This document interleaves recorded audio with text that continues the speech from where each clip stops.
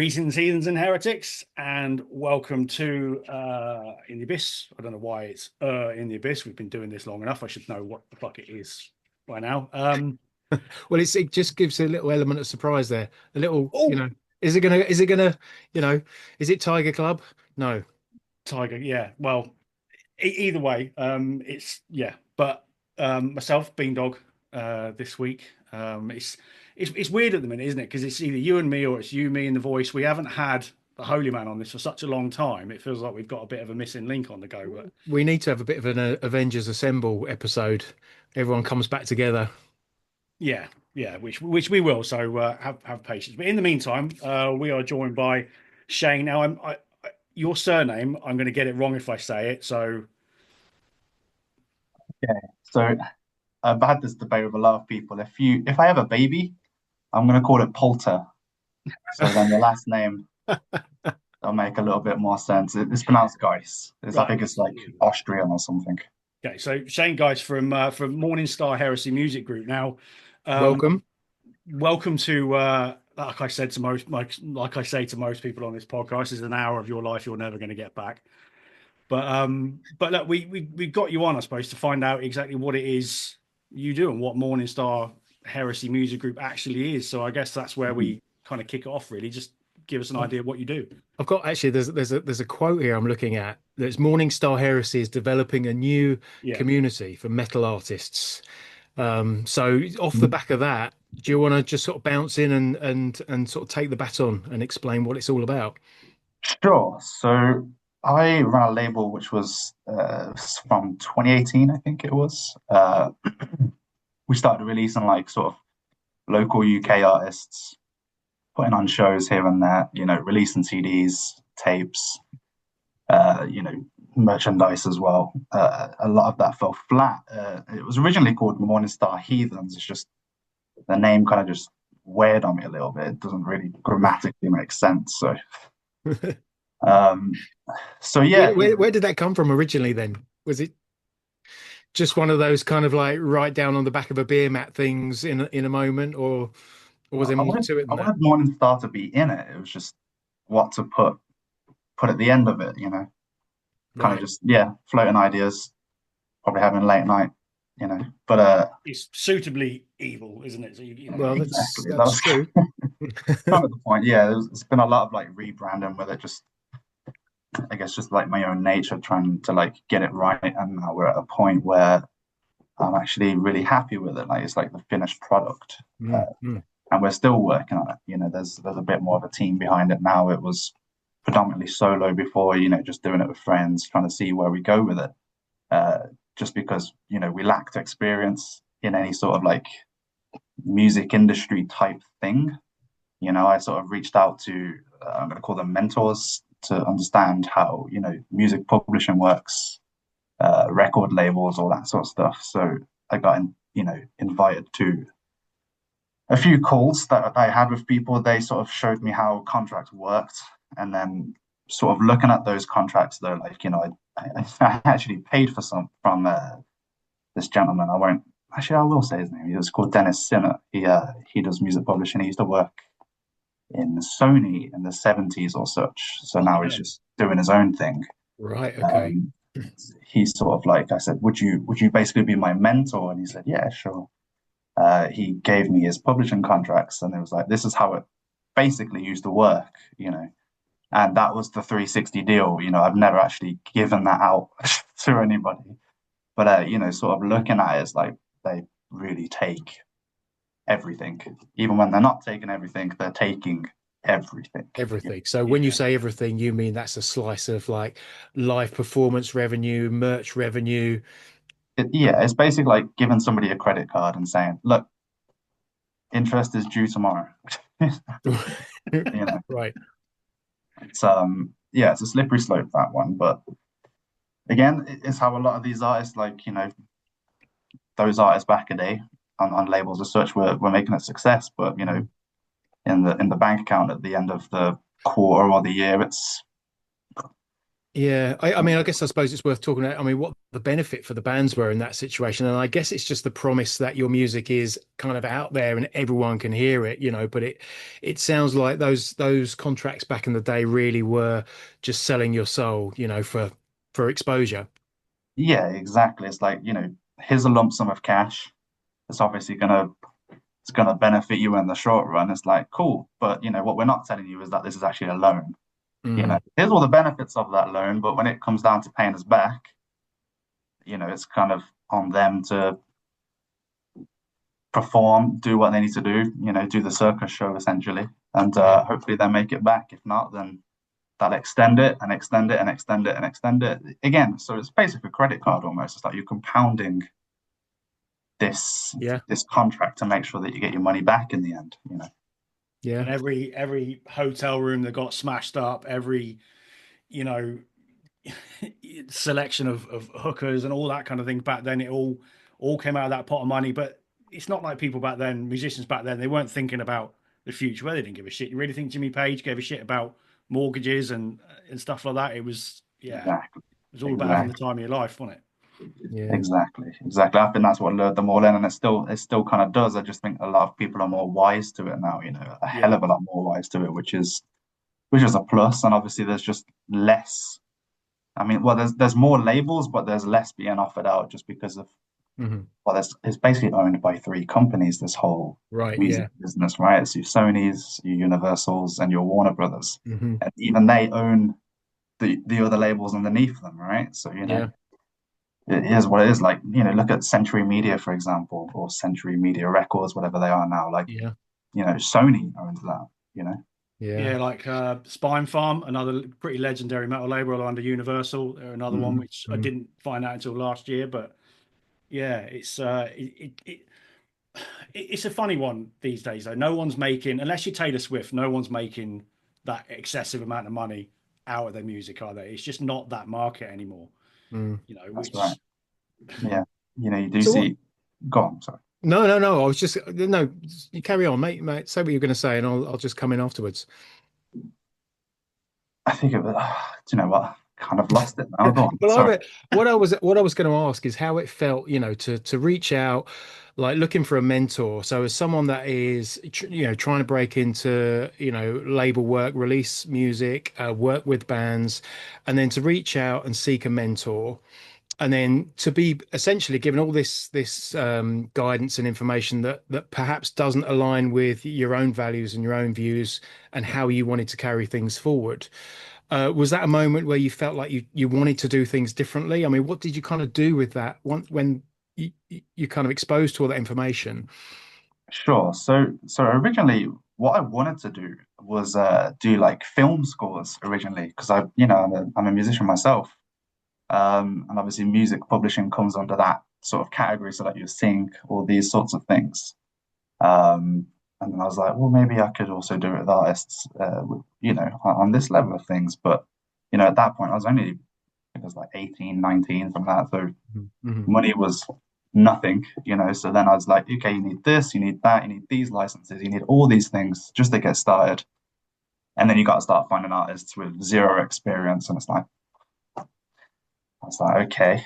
Um, But as for the mentorship part, essentially what happened was I just sort of read his books, about music publishing, and his contact was there. So I kind of just reached out to him that way. I was like, would you just, you know, teach me what you know? And he made a few more quid out of me on the way. So, Right. he was kind of happy with that.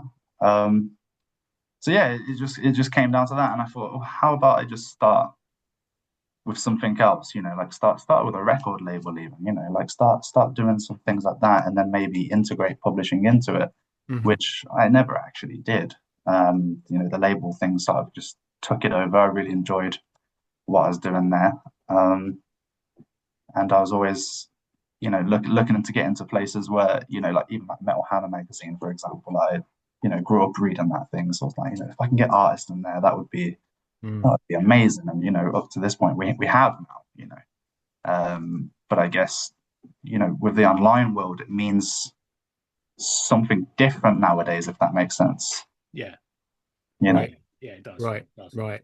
And that kind of it brings me to the second part of that quote that I was just reading from, where it says, "Your only aim is to give artists a complete and transparent access to industry solutions digitally." So, what is that? What's how does that side of it work?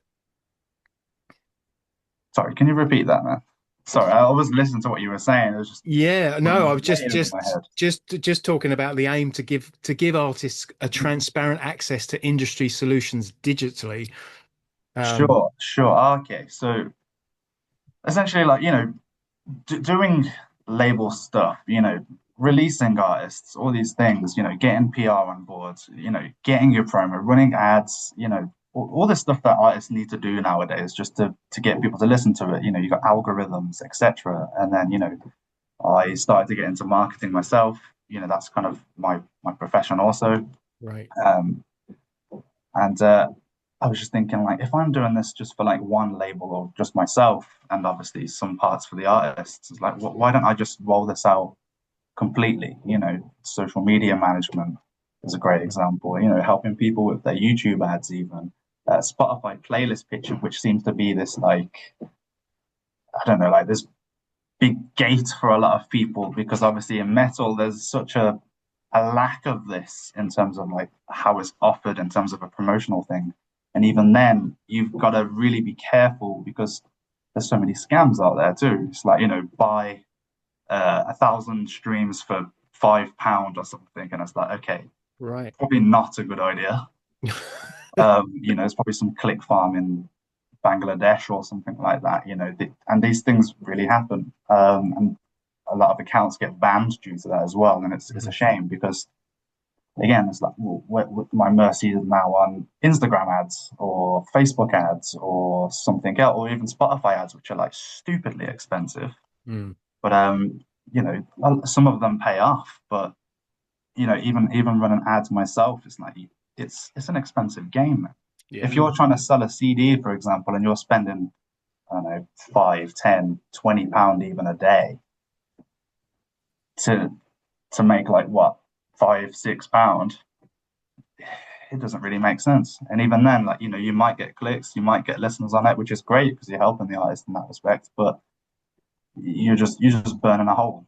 You're just burning a hole. You do yourself no favors, and you're doing the band essentially no real favors because they want to sell their CDs or vinyl or t-shirts, whatever themselves. yeah, So I thought, let's just roll it out for people. And I sort, started looking at like how pricing works in terms of like what people are offering out there, and some are reasonable. A lot of them are ridiculously extortionate because half of this, when it comes to social media stuff, at least, like, if you know what you're doing, you can do it on the toilet. There's no point in charging people like hundreds and hundreds of pounds to do something that is you're just doing on with your thumbs. That's all it really is. So I just decided to roll it out. I was actually really nervous too because, the way that I look at it and how there's a lot of scams out there, is like how, if people start looking at me like it's a scam or something or whatever, right. it's like, So well, I've got so to prove it. from the start, there's a bit of pressure on there to come across in a credible way, and just to do things that really draws attention to what you're doing as a legitimate thing that bands can get involved in. Yeah, exactly. And it was because there wasn't, people knew us as a label at that point anyway, which was nice. It was just, how do I like A, like operate as like a hybrid sort of model, and B, like, show people what we're doing. But one or two people started jumping on and they were really happy, and I started to roll it out to some more, and so far so good, man. I'm happy. The artists are happy. Some artists have made some sales through what we've done, so Hmm. I'm happy to continue with it and obviously expand it. Recently, in terms of even more digital solutions, we're still uh, in the midst of it, but it's all finalized now. Is to be a distributor ourselves, like a DSP is what it's called. So like how distro could operate or Ditto, something like that. So Right. we can, we upload music manually, and what we've also done is collated a lot of data from Spotify themselves and other um, I don't know what you'd even call it, uh, uh, data suppliers like Chartmetric, etc. Like, and we've me and my team, when I say we've, have taken all this data and made a comprehensive database of Spotify playlist curators and their playlists and how to contact them if it's available. Obviously, if it's not, then Mhm. don't worry about it. But that's what we've done now, and we've put it into a system where artists can now, directly pitch to curators, whether it's email, Instagram, or something like that, and get on their playlist. Because this is something I was doing before, and if you've ever done anything like this, it's actually really hard to do.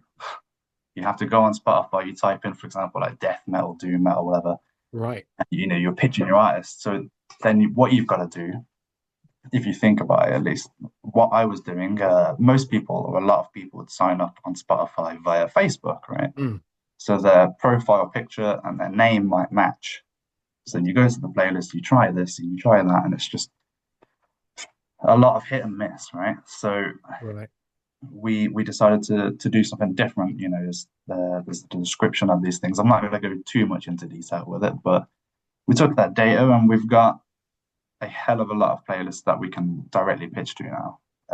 But again, that whole, I guess it's a market, so you'd call it a market. That market in itself is tricky, just because a lot of people are going to say, "Hey, yeah, you can get on my playlist for £50 a month." Again, nobody's making a return on that. But if it's legitimate, then give it a try. Give it a try. Mm. Maybe it will help you with your algorithm. Well, of course, it would help you with your algorithm, but let the results speak for themselves at the end of the day with half of those. Okay. It's a, Yeah. it's a, it's an app. When you talk, the way you talk about it, it sounds like an absolute minefield, doesn't it? You would think that getting your music up on a digital platform should be relatively simple, but it sounds like, and this is where I would imagine a lot of musicians struggle. If you're not good with the admin, if you're not good with following all the right steps, that's where you lose out. So people like yourself are coming in, and you're taking that all those shit jobs that musicians don't want to do, Mm. Mm. and doing it for them. So what sort of impact does a playlist have then? If you get a band song onto a really popular playlist, how big can that be? I kind of look at it in a few different ways. I think that the first thing that you've got to do is look at it like longevity. So, Yeah, instead of like, oh, I got 100 plays today or 100 plays yesterday, etc., and then they drop off because maybe there's so many variables here. So, for example, if somebody says, right, you can get on my playlist because we run ads, we're manually growing this playlist and we're paying for it. So you're Mhm. helping us pay for the ads. We don't really make any money. It's like, okay, cool, there you go. There's £30, £20 or whatever. Um, that helps in some respects. So the algorithm of Spotify, as far as I'm aware, could change obviously any time. But um, when people listen to your song and how long for, it then recommends it to more people yeah, and then more people, etc. So one it turns into five, five turns into 15, etc., etc. Like that's how that sort of model works. Right. But then when you look at things in longevity of it, when you get on a playlist and your fan base, it's hard to sort of show you with my hands. But Use let, puppets. yeah, all right. So let's say this is your artist. You're starting off like this, and you're looking at your stats, and you go on a playlist that's going to do that quite sharply, right? Right. Then it will drop down again, but it won't go to that flat line it was at before. You'd have a steadier sort of Hmm. number of streams. You have a stream of streams, and then again, it's all about Right. doing it like that. That's how I look at it now, rather than we'll Yeah. get on this playlist and just so that a lot of it's kind of vanity, to be fair. So I don't want my song to be to be seen that it's not been streamed over 1,000 times or something like that. Okay. Because that's a thing, right? Um, so yeah, longevity is a massive thing, but again, for most artists out there, it's quite an expensive game. But Mm. if you plan it right, and obviously if you're pitching out to all these other playlisters who are just general fans who are like, yeah, I'll listen to it, I'll put you on my playlist, then great. That's the sort of people I want to be talking to. Yeah. It's interesting. The comparison that comes to mind, for like an old geezer like me is it's Mm. like the modern equivalent of and we mentioned like growing up reading Metal Hammer magazine, but Yeah, used to have the cover CD, and it was such a coveted thing to get on that cover CD because you've yeah, got this built-in audience that are all going to put that CD on and they're all going to mm, listen to it. And those are the bands that everyone goes out to buy, right? Because they've had a taste of it and they've heard it. And I think there is a comparison. Like this is some huge version of that now, this huge digital version of that. Whereas if you've got these popular playlists or little pockets in the community where people go to, and that's where they're going to get their, these kind of endorsed bands, and it gives mm. people a little bit of a taste of what's out there and what they can then go and explore. I see that that's the value of it. Like it's that, but in a kind of a much bigger realm. Yeah, yeah, exactly. And it's, again, looking at it like we say coveted stuff, like, when I was buying it at like 14 or something, it was like, Trivium and Monomath, all those sorts of bands that you'd see. I'm like, oh, okay, cool, I've got to listen to these bands.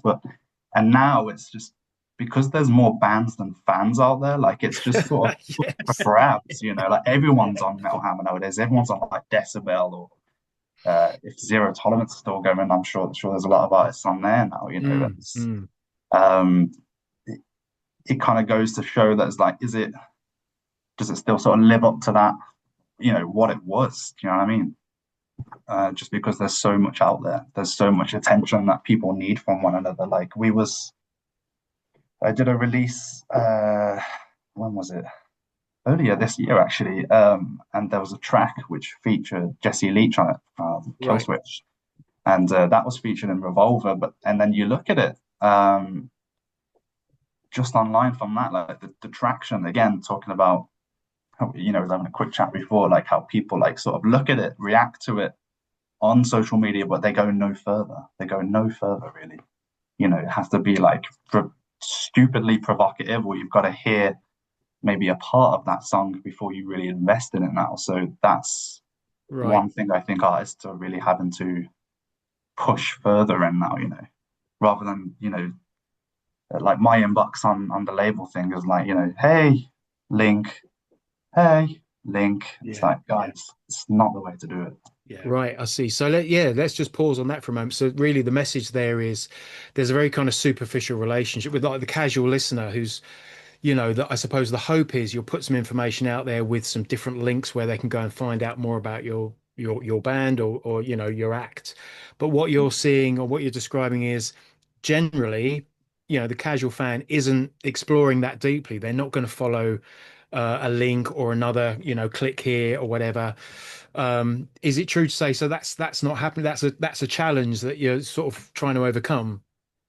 Yeah, exactly. Like, so if somebody comes to me and they're saying, hi, check out my band link, and it's like, thanks, but I'm assuming out of 100 people, maybe one person's going to click Yeah. on that, you know?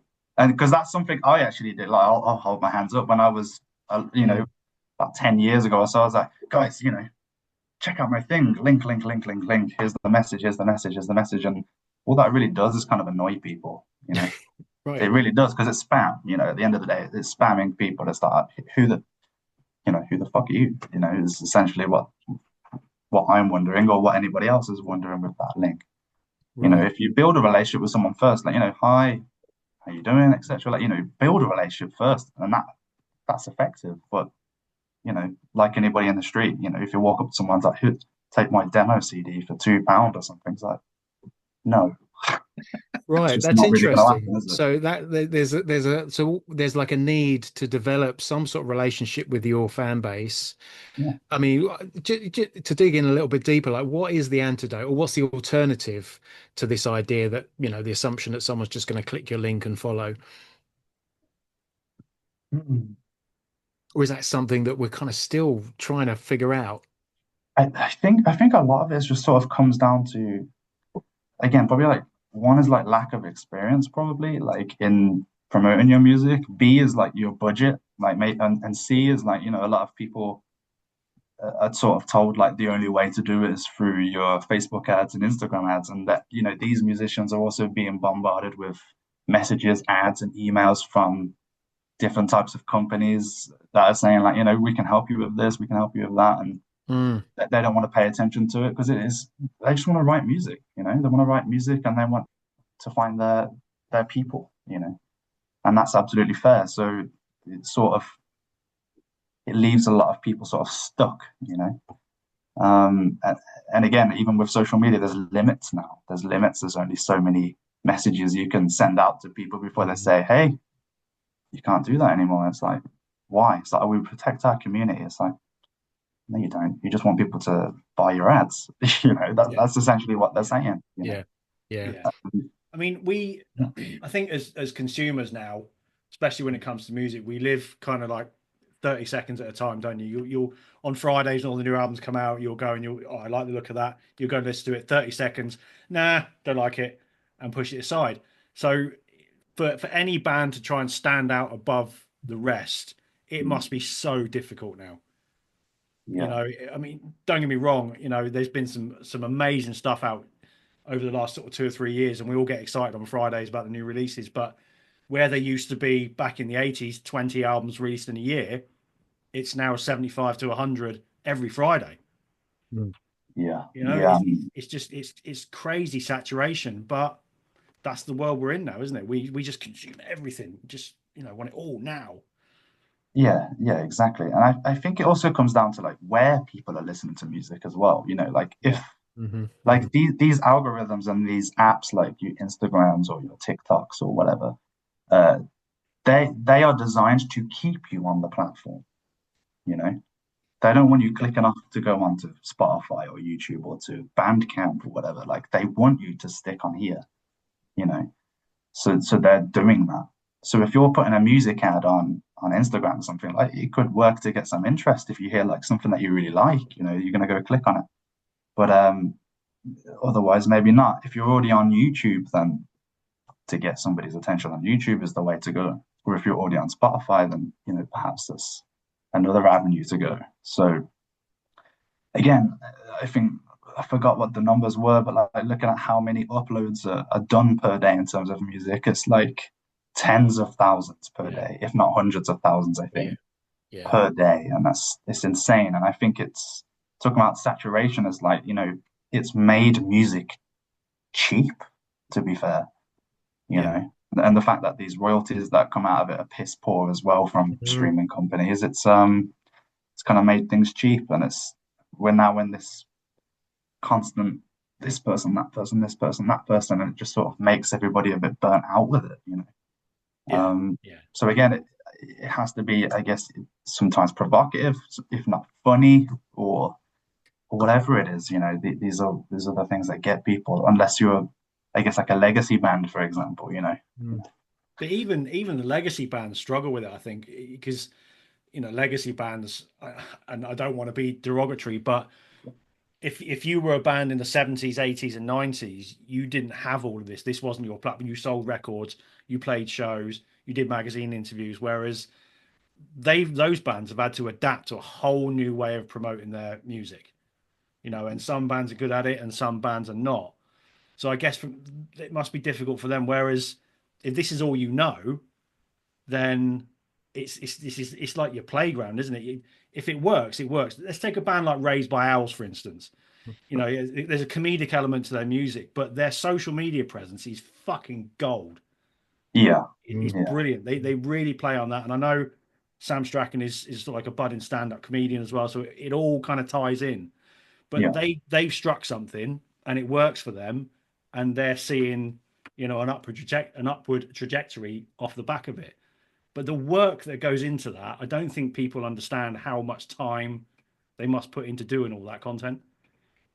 Yeah. Yeah. Exactly. Mm. Like editing things. Yeah, All of that stuff like takes a lot of effort. Yeah, I mean, it's Um, it's it's it's almost just a second, like a second career alongside the music. I mean, having to be that creative musically, but then also creative in terms of how you put yourselves out there and come up with all this extra material and visual stuff and gags and things that are, in theory to drive attention back to the music. But they are an example of a band I think that do do that side of things particularly well. And in a contrast to that, and again, you're talking about the legacy bands, I'm reminded of the last time I saw Saxon and Biff Yeah. Byford on stage, spending 20 minutes taking a picture of the crowd and then trying to send it out to the Instagram in real time. And it was like watching your granddad, like with his spectacles sort of halfway down his nose, just kind of like, hang on. Like this, and it was just Wow. like, the contrast, two ends of a spectrum there. Ends up taking like a picture with like a double chin instead or something. Yeah. Yeah, Yeah, it's exactly that, isn't it? um but Let's, it speaks of, I mean, just to the tail of that is it makes you realize that even bands, those bands that are 50 years into their career are aware that this is something that they have to do to keep up. yeah, Yeah, exactly. I mean, I think I did a show with I put a show on years back now with Raised by Owls doing a support slot. Actually, it failed again because I had very little experience, but it was a show. It was all right. It was with Mm. a Russian artist that we signed called Dominia. So we brought them down from St. Petersburg. So again, probably the worst lineup that I've probably thought to do. I thought, Raised by Owls are doing great. Like they'd be great. And then after that, like the main guys, Dominia, were like this like melancholic melodic death metal with a violinist. It's like it didn't really work. You know? You know, well, now we're on that. Let's steer it away from the sort of the murky world of streaming a little bit and talk about the bands that you're working with at the minute and that are out there. So who I think there's a couple of bands there's a few bands that I've seen on your website that I recognise. One in particular stands out. So you've worked with Moon Reaper, all right? I've seen them on your Yeah, not exclusively. Like we helped sort of recreate their tapes for their last EP. So again, it wasn't we've not signed Moon Reaper, but we do have something in the works for the future. So they're also uh, I won't say some of the things because I'm obviously not allowed to, but yeah, of course. yeah, we'll be doing something in the future together. Really like Moon Reaper. I Yeah, saw them live some weeks back actually. Didn't disappoint at all. Really great band. Really nice guys as well, actually. So yeah, those again, another band who are more deserving of a wider audience, and I'd yeah, like to help them. That I've done some other things with them in terms of their promotion. Some of it is a continuation of that, and Mm. I hope we get to see some really good results from them. To be fair. yeah. Yeah. And is that a band that you would pursue? Like, what's the kind of ratio of like you just reaching out and just sort of trying to work with a roster of bands that you really want to invest your time in, or does it work the other way where bands are coming to you and sort of saying, look, what can you do for us? Yeah, so it's a bit of both. Like bands like Moon Reaper are bands that I've known them for quite a while, and I reached out to them originally. Um, and then some of them sort of come our way and they say like, look, what can you do for us? We'd like this, we'd like that. If I can do it, I'll say yes. If I can't, then it's obviously a no. Like, another band that we're currently working with continuously is Silverburn. Hmm. Yeah, cool, Um, very cool. met Jimbo. He was in bands like Taint and Hark.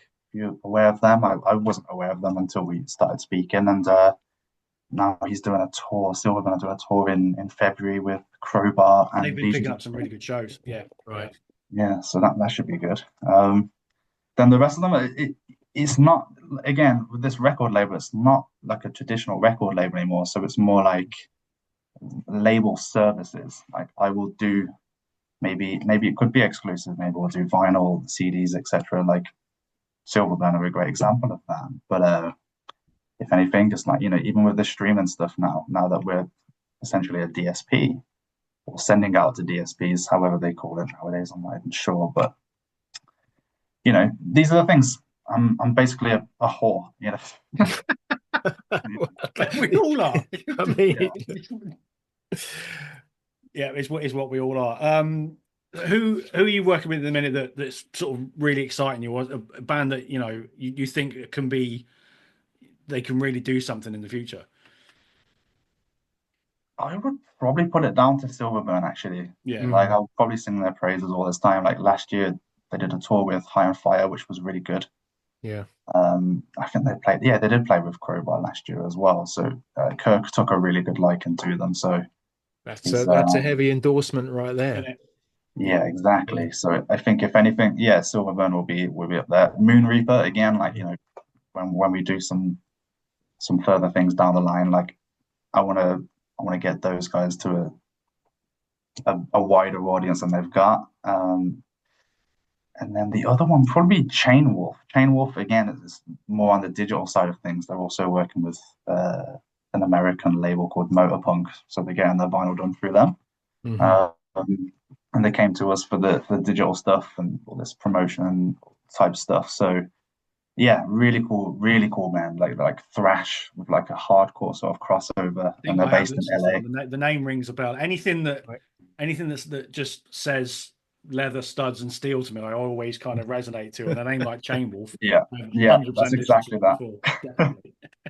Like half a balaclava, that sort of thing as well, you know. Yeah. Yeah. Yeah. It We might, I mean, that love must all be that. just a really exciting part, an inspiring part of running a label is just seeing the potential in bands and just kind of wanting to push them into bigger audiences, bigger stages, just more awareness, just more eyes and ears on that music. Yeah, exactly. And I like the whole thing of like finding your people as well. You know, it's like if I really like this music, then this person really likes this music, and we can talk about it. It's like that's still something, and I think that's missing from a lot of things nowadays. People just it's like a conveyor belt. You know, Mm. I don't want it to be like that. So I want to connect with people who enjoy music. It's like if I felt like this, then what's the next person down the road even thinking about this music? You know. Right. Yeah. That human connection is really important. I mean, we had Yeah. Joe Quayle on the podcast a few weeks back, and she made a big point of how important human interaction really is, and the way just the way we like my kids, for instance. I got teenage kids, and they interact with their friends purely digitally, really more so than they do in person. Whereas Right. getting out to gigs and and talking about music and things like this, that basically one of the reasons we set this up in the first place was just to be able to talk about music, and you can't beat that. And Yeah. someone might, oh, I checked this band out. They're really fucking cool and all that kind of thing. You can never beat that. Doesn't matter how clever digital technology gets, you can't beat sitting in a pub and talking about music. Yeah. Exactly. And I still think word of mouth is Yeah, even then, word of mouth is the best marketing out there, period. Still, even in this like digital age, like that is so underrated. It's unreal. Like word of mouth will do everything pretty much. So absolutely. yeah, Yeah, Mm. yeah. Endorsements from other fans. It's massive. It yeah. goes back to the tape trading back in the 80s. Mm, That's what it was all about. So if we can kind of cling on to that and still get the benefit from the digital music platforms that we all use, yeah, then it is a win-win. yeah, yeah, exactly. And I was working at a record shop. That's actually how I met Jim Bob from Silverburn, Right. because I was in Wales for some time, and he's based in Swansea, and we got talking. And even with vinyl, this like whole resurgence, and just looking at some of these like notes or statistics, etc. Like 50% of people who buy vinyl now don't even have a player. No. Like that's crazy, isn't it? And like the resurgence of vinyl, when you look at the numbers again, it's like it's really down to Taylor Swift, actually. Yeah, We talked Right. about That's yeah, Taylor Swift interesting. yeah. earlier. We've Yeah, had that Yeah.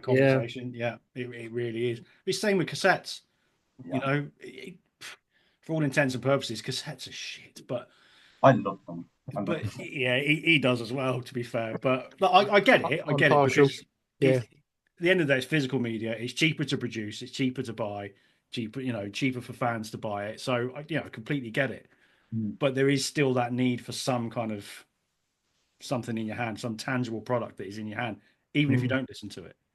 Yeah, yeah. Yeah, I mean, to me, I think it's something that hasn't really changed much in the certainly the rock and metal world is all of this, all the developments in digital technology and streaming and whatever else. Mhm. In some way, I think it all still drives people to either buy a product or get out to a show. And I just think all of that is some sort of fundamental part of the heavy music scene is kind of people investing in it in that way, Yeah. and that's generation after generation. And I'm glad that that's still a big focus, of this scene and such an important part of it. Yeah, yeah, absolutely. Like, I love the sort of community. I love the community of metal, to be fair. Like I love Yeah, everybody it's the involved in best. it. Like some people are so lovely. I mean, you do get the odd arsehole, but that's life. there's assholes everywhere. Yeah, of But course there are. Yeah. it's like that though, isn't it? It's like people will just take the time out of their week to come see a band, come pick up a t-shirt, like, and that's it. Yeah. That's a beautiful thing in my opinion. It's one of the only genres that I know that have this. Like really have this. So yeah, Yeah. I mean, happy to be on that. it can come across as a cliche sometimes, but your metal community is made up of loads of people that have always felt like a bit of an outsider. So they come together and you form your tribe, and like things like Bloodstock and stuff like that. It's where you all, the outside world doesn't matter anymore. You're Yeah, you're within your community and within all those people that are like-minded, and there's nothing better than that. Nothing better than it. exactly. And it's just meeting strangers as well. It's like, friendly strangers. It's like Yeah. where else can you go to meet friendly strangers? Yeah. It's not a common thing. So that's what I love about it. I love that the most about it. Yeah, yeah, completely. So when you go looking for bands that you want to work with, what is it you look for? So you hear a band and you think, yeah, that they've got something. What is it that draws you into a band? Hmm. It's a few things to be fair. Like I like all genres of metal, so that's one thing that started off doing a lot of black metal, that sort of stuff. But I love all the genres. But it depends. It mostly is the sound. It's always going to be the sound. It's how they it's literally how they sound, what they got going for them. They don't have to have some cliche. They don't have to wear some masks. They don't have to do anything that's like current or whatever. Like if I like it, then I'll pursue it that way. And I'm quite a visual person, so it's usually like album covers. Seeing what they've got already. Right. And making sure that they're not obviously like on that fascist level. Right. Yeah. Yeah, An yeah, important yeah, check to make. Yeah. yeah. Well, that's what the sketch list is for, I suppose. But yeah, Well, the reason because of that is I worked with a band many years ago called Sarkoff, but Right. before them, uh, they were students at the same time, and I was working with an artist called Artisan, Mm. and it was like a solo black metal guy, and these guys from Sarkoff before Sarkoff was really a thing, were doing his music video for him.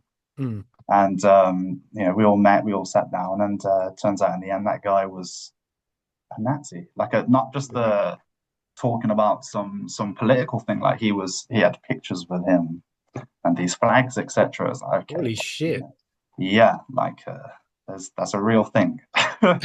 It's a real Yeah, thing. you think of it as like cartoon characters, do you know what I mean? But just the idea that people are taking this shit seriously and like you said, literally carrying it with them, and that informs and influences their life.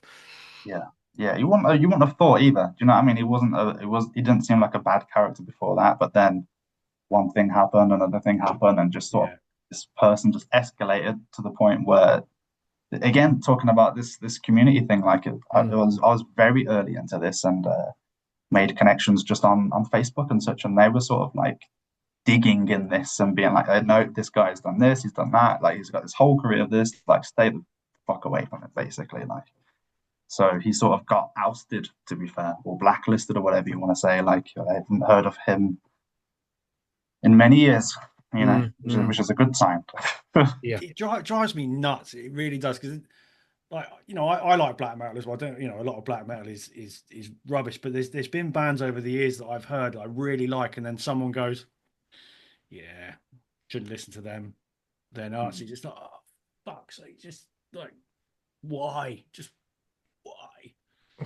Yeah, Yeah. Atlas Mm. was the last one. Their last album, which came out last year, I think it was. right. It blew me away. One of the best black metal albums I've heard in a long time. And then, yeah, someone dropped me a message on social media and said, yeah, just so they got these tendencies. And it's just like, there's times where you can't separate the art from the artist, and that's one of them. Yeah, it's kind of hard now to find like a middle line with this stuff, and Yeah, there's just so much political stuff out there too. So it's kind of like some people might not even be this or that, but they're being portrayed like such because one or two people say it, and it's Right. that I think Yeah. that's also an issue. So you've got Mm. the real like Nazi issue, and then you've got this I don't know, this like political cleanliness version of it, and it's like, where's the middle line, guys? Like, are we going to be soft? Are we going to be real? Or what is this? Yeah. You know. So I think that's like a constant struggle that I've seen out there too. And like one of the bands that I really like right now is Trivax. You know, Hmm. Yeah. and like Cool. because again, like with black metal, obviously it's meant to be this like anti-Christian thing for a lot of it. You know, or these like nature black metal guys. You know, Right. and obviously, what's his name? Cheyenne from Trivax. Yeah. He has his own story with like, like the Muslim world and how that sort of affected him and what it did to him, and that sort of stuff I find really interesting. But again, I think if anybody else was to do this, it could come across as Nazism. So again, it's like, Right. It it's a which one are we going sticky, with? yeah, yeah. Yeah. Yeah. It's a tricky one. I mean, Trivax, are they Iranian? Is it? Are they or Yeah, yeah, are yeah. they? And Yeah. Cheyenne So himself is from Iran, yeah. yeah. So it's like the music they play, and compared to the culture that it's from. I mean, that alone is just that's a huge challenge. So yeah, we missed them. We missed them at Incineration this year. Mm. Actually, I wanted to see them, but couldn't Mm. get in. Couldn't get in the Black Art. But yeah. Look, before we let you go, what are you working on at the minute? What have you got sort of coming up? Any bands that you've got sort of that you're working with at the minute that people need to keep an eye out for? Other than Chain Wolf at the moment, no. There's a few things in the pipeline, but Right. I'll announce them obviously when it's time. I don't want to give too much Special, away. yeah, special secrets. What about bands that might be interested in what you do, that would be interested in working with you? Like how and where can they reach out? Where can they find you? Sure. So predominantly, like I'm probably going to get rid of Facebook just because I don't like using it. Um, but predominantly Instagram is fine. You can message me personally on Instagram, or obviously you can find us on our website, which is www.mshmusicgroup.co.uk. Hmm. Then obviously all our email contact is on there too, so you could find us on there if you like. But yeah, biggest traction Instagram. I'm always Right. open to messages, so feel free. I'm not that how do you say? I'm not that proper in the way that I do things. So just have a chat with me. It's like going down the pub with someone. Right. But you say proper, but that there's nothing wrong with that. You know, Well, I know. It's just like I've been judged before on just certain things, like because we price our things low with promotion as well, right? Like Mm. it's like had some people in who make bigger money, obviously. So Yeah. like, why does he price it like that? Is it this? Is it that? Is it this? Is it that? It's like, look, the reason why I price it kind of low is because I'm not charging somebody like £1,000 plus to do something I can do on the toilet. It's a Why? fair What? comment. It's fair, but there's an honesty in that, isn't there? There's an honesty in just being, look, at the end of the day, you're someone that's just passionate about music, that loves bands and wants to see them, wants other people to see and feel the excitement that you feel about music. So why put a price on that? Why put a barrier Exactly. that means Exactly. bands can't access that level of support? So in that respect, what you're doing is great, because it's an affordable, achievable way that bands can get involved and get their music out there. and also Exactly. alongside that, sorry, I just Sure. the whole thing about like simple communication on Instagram messages and stuff like that. If you got young musicians, young bands, it could be sort of 17, 18 years old and just starting reaching out, that alone is intimidating. So if that initial conversation is easy, then straight away that makes them Mm. more comfortable, and Exactly. you're more likely to Exactly. get a relationship out of it. So why it doesn't need to be clinical and official all the time. That comes later when you've got contracts involved and things like that. But that initial Right. conversation, again, it's human interaction, isn't it? Yeah, exactly. And it's like, people want instantaneity nowadays. Is that the right word? I Instantaneity? think it's a word somewhere like Yeah, We'll put it in it's the dictionary somewhere, yeah. But people want things instantly. Sorry. But that. why not just give it to them instantly, Yeah, It's just an easier way of doing things. Like if you can reply to a DM, then reply to a DM. Yeah. not email me and I'll get back to you. It's like, yeah, when? They don't, but nobody ever says when, you know. And if they do say when, then they don't get an answer back. They have to wait to get an email back, and it's like, what's the point? Yeah, and if you Just start talk to me. chasing things as well, it feels like you're being annoying, doesn't it? You're being a pain in the ass. It's Mm. so yeah, it's a really tricky game. But I think what you're doing is the right way to do things. It's all about, being it's open door policy, I suppose, isn't it? For want of a better It is literally term. that, you know. It's about taking these sort of like I kind of just want to get rid of some of these gatekeepers too, like with the Yeah, Spotify stuff as well. It's like you can only do this for £2,000, or you can only do this if you come Right. through me with the guy with the contacts. It's like, look, no, we live in the internet age, guys. Like we can Yeah. take that information from wherever it's sourced originally. Do you know Yeah. what I mean? Like anybody could do it. An artist could do it if they have the yeah, the capacity to do it. So we're just giving people access to things that we already have access to, like this whole Spotify stuff we're talking about. It's like I wanted that for me essentially as somebody who does the label stuff anyway, because I wanted to make my life a little bit easier, yeah. and it's done that and it works. It's proven to work, and if I can bring that to the table for others, then that's great. You know, Yeah. that's, Yeah. Yeah. There's always been a kind of DIY aesthetic underneath all of this as well. And it's just reminding people that that is always still an option. There are ways to do this Mm. without having to, go through some third party or someone that's going to you know, take something from you or just make it difficult to do. yeah, Again, it comes back to that idea of community, and there are people here that will help each other and give each other a leg up and push people into they've done the graph, they've worked out the route. It's like, come on, guys, follow me. It's this way. that's literally it. Yeah, that's literally it. And everyone's like, can I see reviews of what you've done? It's like, yeah, of course you can, because I asked for them. Right. Otherwise people wouldn't give them. So it's like, guys, let me know how it's gone, because I want other people to see that we're actually doing something for people. I speak to another label like last week sometime, and he was saying like, I spoke to these PR guys, they took my money. I was like, oh, okay, cool. It's like, yeah, then they ghosted me. I was like, oh, right, Mm. Right. ouch.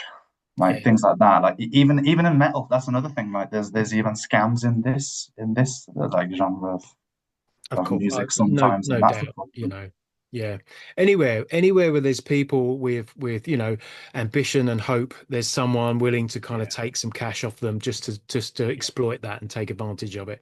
Yeah, yeah, yeah. It's a shambles. That's the word for it. It's a shambles. That is. Yeah. But And that Mhm. sucks. So, but that's why we've got people like yourselves who are doing it properly. So, I'd like to think so. yeah, 100%. Look, look, it's been really interesting because we've never really talked to anybody who's done what you do, and you've got exactly the right outlook for all these up and coming bands. So, but anybody out there who's watching this and wants some support and help, then people like Shane, Morning Star Heresy, go and check them out. It could be a big help. So, yeah, thanks a lot for coming on, mate. It's been really Yeah, interesting. yeah. Thanks for having me on. It's been a pleasure. No, 100%, Thanks. more than welcome. That's it. That's it. Hope everybody's found that interesting. I'll put links in the description as well. You'll find it sort of down there. Yeah, that's it down there. And yeah, go and get in contact and check them out. So we'll be back again in probably a week or so. Until then, thanks for watching. Thanks for listening. Stay metal. Yeah,